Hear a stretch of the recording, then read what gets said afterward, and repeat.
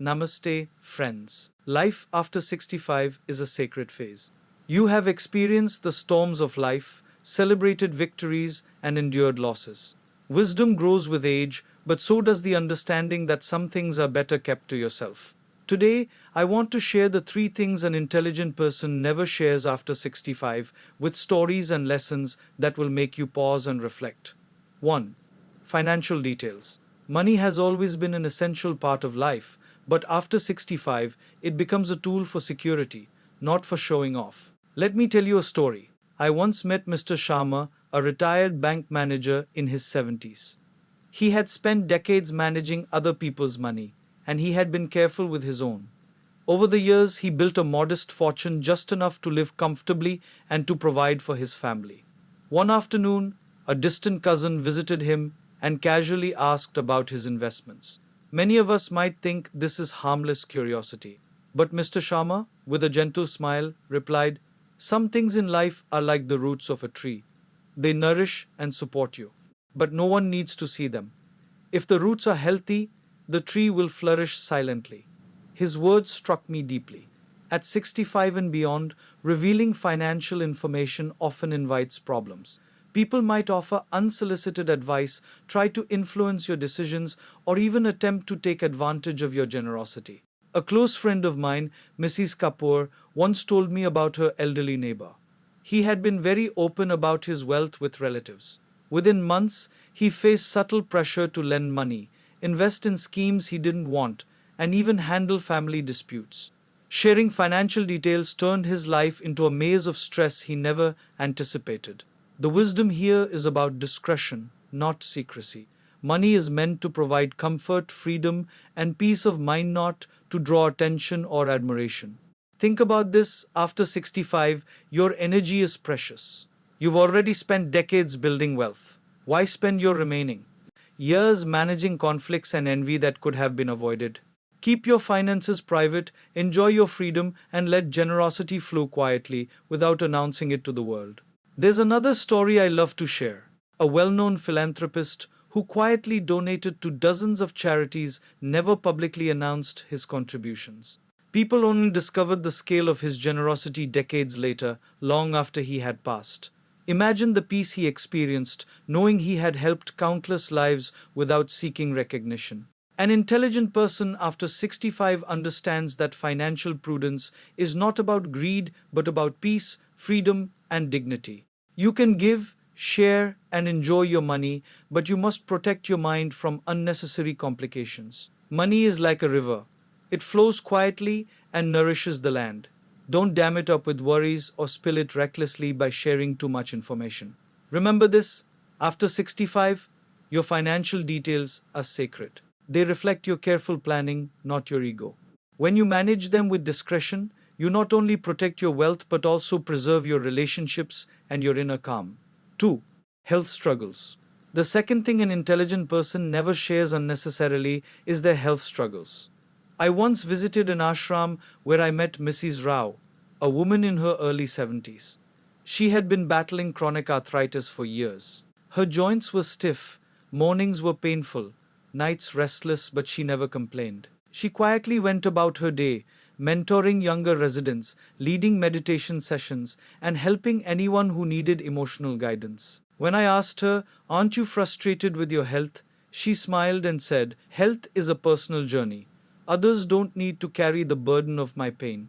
At 65 and beyond, sharing every ache, every prescription, or every doctor's visit can unnecessarily burden loved ones. Constantly talking about ailments often invites pity, which can erode your own sense of dignity and independence. An intelligent person chooses silence over sympathy, focusing instead on what they can control. I recall another story of Mr. Mehta, a retired teacher with diabetes and heart issues. He never announced his condition publicly but followed his treatment diligently. He walked in the morning, meditated in the afternoon, and spent time teaching children online. People admired his vitality, not pitied him. By not broadcasting his struggles, he preserved his energy and continued to contribute meaningfully to the world. Silence regarding health also protects your mental space. Our energy is limited, and complaining excessively drains it. At this stage of life, Your focus should be on living fully, not dwelling on limitations. Health is about care, discipline, and self respect, not validation from others. Consider the life of a famous yogi who, at the age of 70, faced numerous physical challenges. He never disclosed his ailments publicly, yet he continued teaching thousands, inspiring generations. His calm, resilient presence made a far greater impact than constant complaints ever could. After 65, intelligence is about managing your body wisely and your mind peacefully. You don't need to share every struggle to seek empathy. Instead, focus on habits that maintain vitality, relationships that nurture your spirit, and routines that bring joy. Health is precious. Guard it quietly. Treat it responsibly. And remember, the less you burden others with your struggles, the more freedom you create for yourself and the more respect you earn naturally. 3. Personal opinions about others. The third thing an intelligent person avoids sharing unnecessarily is personal opinions about others. I met a retired professor, 68 years old, who had a reputation for immense wisdom and kindness. He once told me, opinions are like arrows. Once released, they can wound forever. After 65, I have learned to release very few. At this age, sharing your judgments, whether about family, friends, colleagues, or society, rarely produces positive results. In fact, it often creates tension, resentment, and unnecessary conflict. Words have immense power. One careless opinion can linger in someone's mind for decades. Take the example of Mrs. Latta, a grandmother in her 70s. She often expressed opinions about her children's choices, their marriages, and even how they raised their own children. While she believed she was guiding them, over time, subtle resentment grew. Family gatherings became tense, and her relationships strained. Contrast this with Mr. Verma, a retired diplomat. He observed, advised when necessary, but rarely criticized. He listened more than he spoke. His family loved and respected him, and his calm presence became a source of guidance, not tension. Intelligence at 65 is about choosing silence over unnecessary commentary. This does not mean you become passive or indifferent. It means you recognize that some battles are not yours to fight, and some opinions are better left unsaid. You preserve peace, dignity, and respect both for yourself and others. Another story, a friend of mine shared about his grandfather who lived to 85. He never judged anyone openly but quietly mentored his grandchildren with parables, stories, and subtle guidance. His opinions were not weapons, they were seeds planted carefully. By choosing his words with care, he influenced generations without conflict. At this age, silence is a superpower. It allows reflection before reaction. It protects relationships. And it ensures that your words, when spoken, carry weight, love, and wisdom rather than criticism. The essence here is simple. After 65, think before you speak. Let your words heal, uplift, and inspire. Guard your opinions as carefully as you guard your finances and your health. Your speech should be like a gentle wind, not a storm that uproots lives. Closing/conclusion, my friends. Life after 65 is a very precious gift. You have walked through storms, celebrated victories, and survived challenges that many can only imagine. You have earned the wisdom that comes from experience, the calm that comes from reflection, and the freedom that comes from understanding what truly matters. By choosing discretion with your finances, dignity in managing your health, and silence in your opinions about others, you are not closing yourself off from life. On the contrary, you are protecting your inner world, your peace, and your relationships. You are learning the art of living gracefully because wisdom is not in what you shout from rooftops, but in how you carry yourself quietly and powerfully.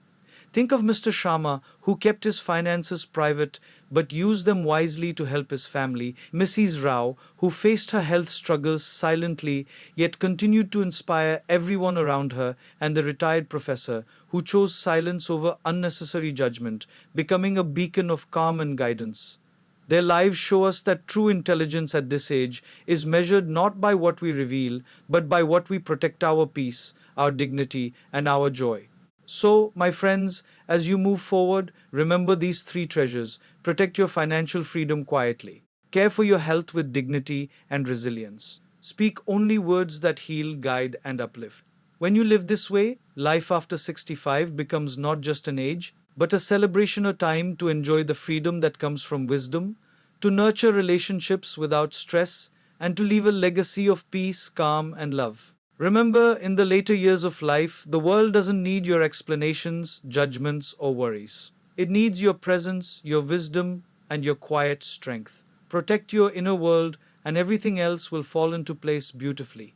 As I always say, life is not measured by how much we show or say, but by how gracefully we live, how wisely we choose, and how deeply we love without expectation.